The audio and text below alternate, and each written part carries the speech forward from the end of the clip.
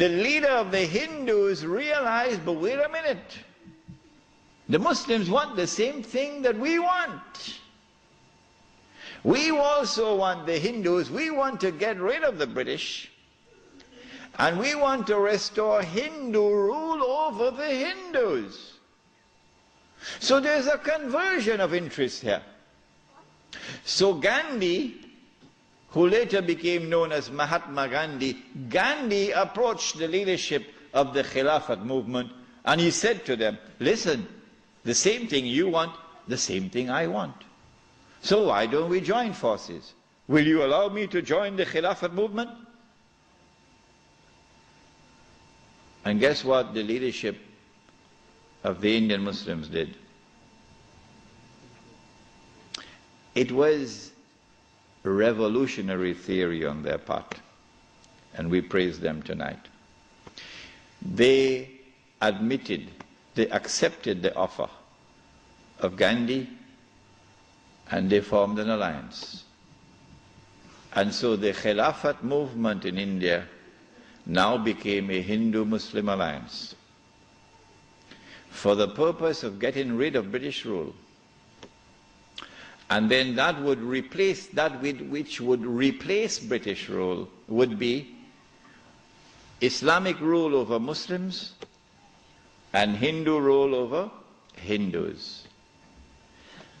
This constituted the most dangerous of all threats that Western civilization have ever experienced in its entire period of colonization of mankind. This Khilafat movement. Because the Western objective was to demolish every existing state structure in the world and replace it with the secular state. So that eventually the secular state could be brought under the umbrella of a League of Nations and eventually a United Nations, and this would be political globalization at work. If the Khilafat movement were to succeed, then one of the most important communities in the world, the Indian Muslims, will escape. Because when the British withdrew, Muslims will be ruled by Islam and Hindus will be ruled by Hinduism. Between 1920 and 1924, the Khilafat movement was building up steam at an alarming rate. And by 1924, the British had calculated, we have to get rid of this Khilafat movement. And the only way we can think of now is to abolish the Khilafat. And so they put the pressure on Mustafa Kemal. As soon as the Khilafat was abolished, the Khilafat movement in India began to lose steam. In the same year that it was abolished in 1924, in that same year, the secularly minded British, in Indian language they call it chamcha, the stooges of the British in India, the brown-skinned Englishmen parading as Muslims, of whom the prince of them all was the grandfather of the present Aga Khan, Karim Aga Khan's grandfather. They now restore an organization called the All India Muslim League. The All India Muslim League is led by men who don't know Islam and don't live Islam. And these are the people who now wage a struggle for the liberation of the Muslims from British rule to be replaced, not with rule of Islam, oh no, but rather by the rule of the secular Republic of Pakistan and the secular Republic of India. So that Pakistan and India could be embraced within the community of secular nation states. But of course you had to put a little red herring to fool the people. So you have to make it appear as though Pakistan is going to emerge as an Islamic state, but that's just dust in their eyes, to fool those who see with only one eye. And so in 1924, on the 3rd of March, the Caliphate was abolished. When the Caliphate was abolished, Sharif al-Hosein realized that he was in grave danger now. So long as there was a Khalifa in Istanbul, the British needed him. But now that the Caliphate was destroyed, abolished, Sharif al-Hosein now realizes the plan. He says, oh my gosh, they're going to send Abdulaziz ibn Saud to cut my throat now. In exactly the same way that Abdullah of Jordan is now realizing, as soon as Bush attacks Iraq, that is the end of me. So Sharif al-Hosein decides 4 days later, on the 7th of March 1924, to claim the Khilafa for himself. But when you're a client state of Britain, you can't do that. You have to first apply to the British government for permission to become the Khalifa. He didn't do that. As soon as Sharif al-Hosein claimed the Khilafat for himself on the 7th of March 1924, you're going to get all of this information in that book which is outside, The Caliphate, the Hijaz, and the Saudi Wahhabi nation state. As soon as he did that, Britain gave the green light to Abdulaziz. Attack. Within 6 months, the Saudi army of Abdulaziz ibn Saud conquered Mecca. And Abdulaziz and Sharif Hussein packed his suitcase and off he went.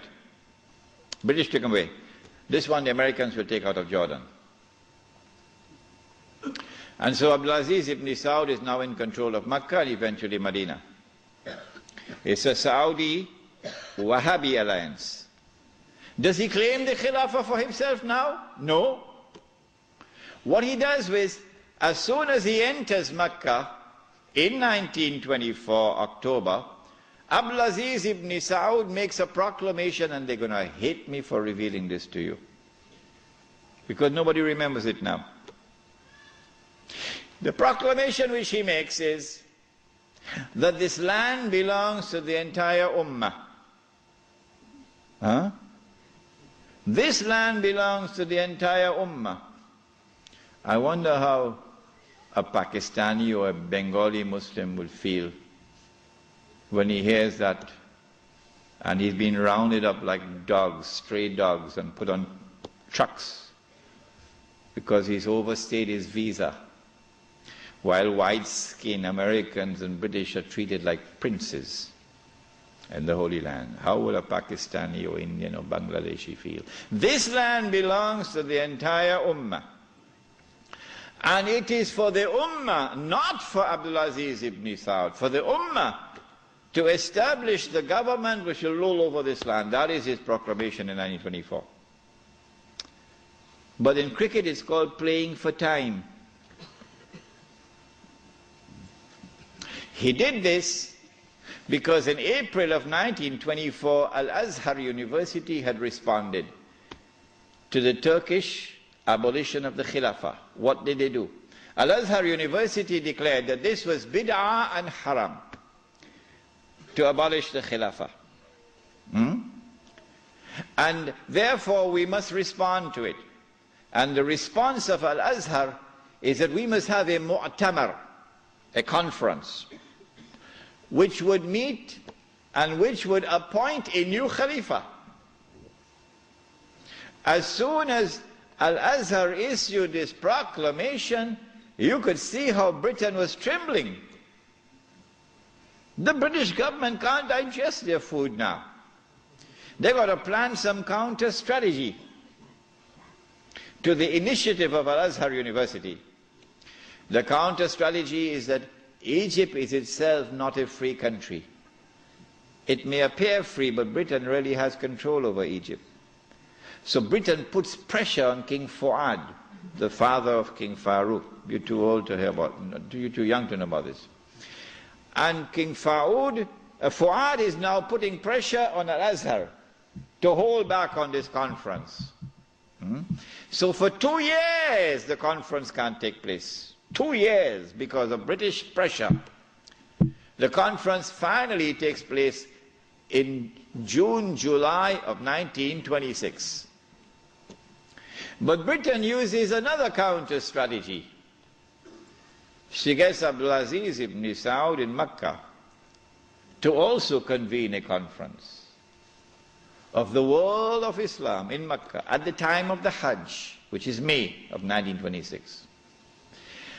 And then Britain and Russia and France and China and all the major powers in Europe all get to work. Massive intervention in the affairs of the world of Islam to ensure that the Cairo conference does not succeed in winning a representative gathering, and that the Mecca conference gets all the Muslims attending it. And they succeeded.